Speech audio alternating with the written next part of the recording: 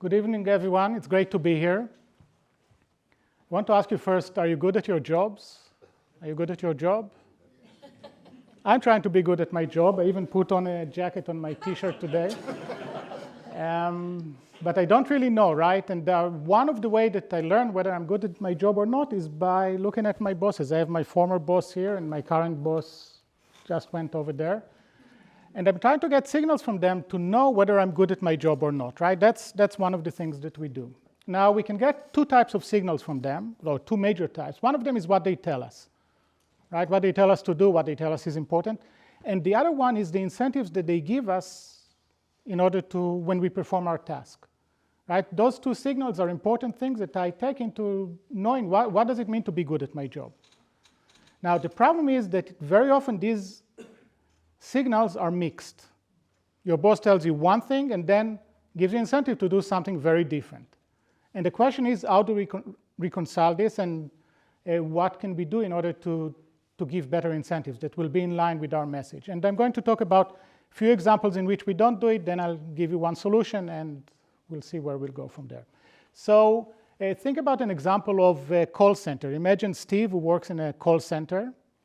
His boss is Jane. And Jane is designing incentives for Steve, right? So that should be the story that you can think about while we're talking. Now, I'm going to talk about three mistakes that Jane can make. The first one is, Jane can tell Steve, look, what we care about is quality. This is all about quality, customer care, safety, whatever quality means in your case. But then she's going to incentivize him based on quantity. What is he going to do? He's probably going to do too many of the activity, too much of the activity, lowering the quality. So there is a famous story. I like to collect these stupid stories about incentives gone wrong. So archaeologists in China were interested in fossils, so they found a great way of getting more. They asked the farmers to collect them and pay them per piece of fossil that they brought them. You can imagine what happened. They got lots of small, very small pieces, right? So they found them and they broke them, right? That's not what they meant, right? That was lots of quantity, not the quality that they wanted. But you can think about examples that are more painful. So imagine that you go to your doctor with back pain.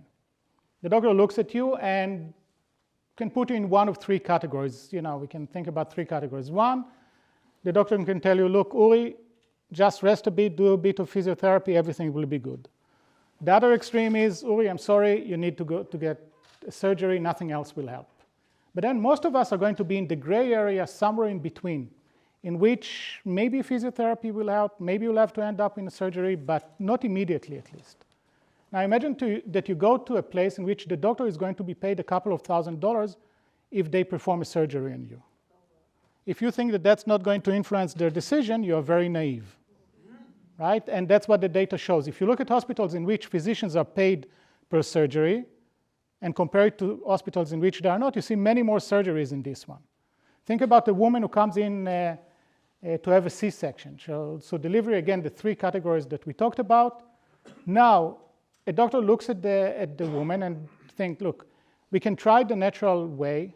That can take 10, 20, 30 hours. It can happen in the wrong time in the shift in which we had other women delivering babies. And I'm not going to be compensated for this. Or we can do a C-section. It will take a few minutes. The baby will be out, and I'll get some money for it.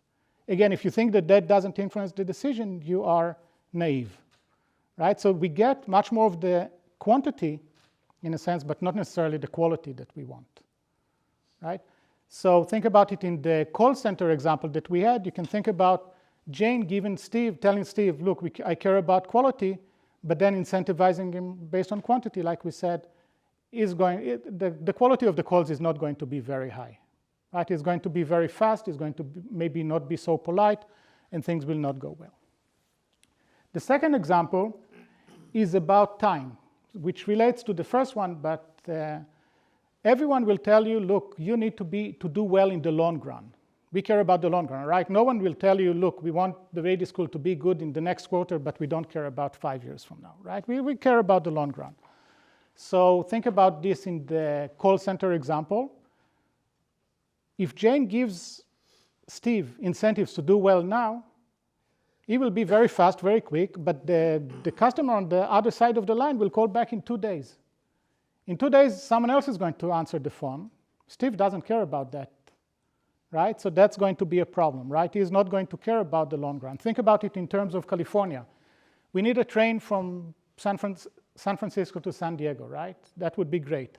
Now imagine that our governor will decide to divert some resources into this. What's going to be the outcome?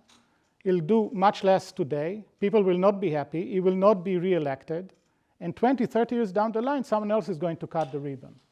That's not what politicians are looking for. That's not the major thing that they're looking for. Think about a board that hires a CEO. They tell her, look, we care about the long run. We need to do well in the long run. But then measure our success based on quarterly earnings. Again, not a very good way of doing it because she's going to focus on the quarterly earnings. Right? So if you need to upgrade the computer system, for example, that will be really good in the long run. But why would she do it? It will show losses in the short run, and she won't be there maybe in the long run. Right? The last one of these three examples is the team versus individual incentives. Again, your boss will tell you need to collaborate with others. Teamwork is important. Everything is important. But then the incentives are going to be based on your individual success. Why would you invest in the team? So think about, again, our call center. Steve is working there for a long time already. He can really mentor new employees. He can really train them, help training them, help them do better in what they're doing. Why would he do it if the incentives are based on his individual success? Why would he help the team? He won't help the team, right? So that's another example that you can think of. So I promised you an example of a way to solve it, right? So incentives work, and if you do it correctly, you don't send mixed signals. So think about 2 taxi drivers or 2 bus drivers. Think about 2 bus drivers. One of them is paid per hour, the other one is paid per passenger that they pick up. That's going to have a huge impact on the way they drive. We have examples to show it. The one that is paid per hour, the driver that is paid per hour is going to be very polite, drive safely. Everything is good, right? It's not going to be very efficient. The one that is paid per passenger is going to be much more efficient, but is going to be less polite. It's going to start driving before the passenger seat, drive less safely. You know, it's all the good stuff, right? How do you solve it? Because you do want your driver to care about efficiency, but you also want them to be polite. Rideshare companies did a good job. So think about Uber. They pay per passenger, right? So the driver is paid per passenger. So they have incentives to think strategically, where do they want to go, when. Everything is good. So these incentives are good. But then the rideshare company were able to add another layer, which is the rating. Right? So if the driver will not drive safely, will not be polite, the car will be dirty, I'll give him 1 or her 1, and they're going to be out of the system very fast. Right? So the Uber and the other rideshare companies were able to add another layer of incentives that cost them nothing, but really solves this problem of mixed signals. Right? And that's what we should try and do.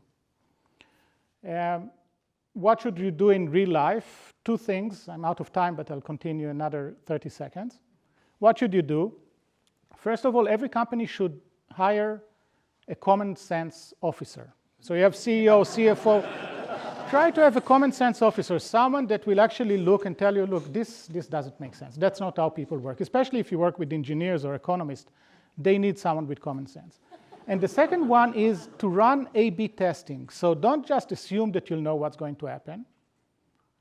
Everyone here who runs experiment knows that very often we go into the lab thinking that our participants will do one thing and they do something very different. Then actually it could be interesting because you can learn from the fact that your intuition was wrong. You can learn how to improve in the future and become even better at what you're doing. So use common sense and testing. Thank you.